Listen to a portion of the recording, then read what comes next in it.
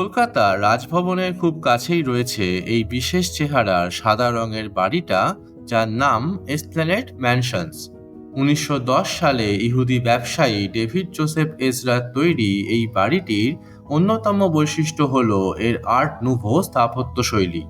19 শতকের শেষ দিকে ফ্রান্সে তৈরি এই শিল্পরীতিতে বিভিন্ন প্রাকৃতিক জিনিসের গঠনের অনুকরণে বাড়ির নকশা তৈরি করা হতো। সেই বিচারে সম্ভবত কলকাতা তথা ভারতেরও একমাত্র আর্ট নুভো ঘরানার বাড়ি এই এসপ্ল্যানেড ম্যানশনস।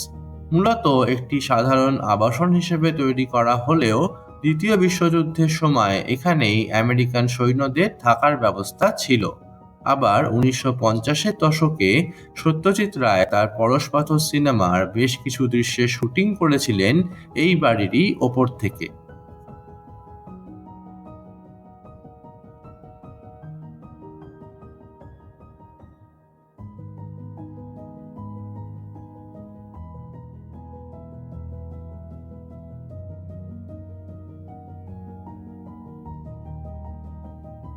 জানাতে ভুলবেন না কেমন লাগলো গল্পকথার প্রিয় গল্প সিরিজের এই ভিডিওটি।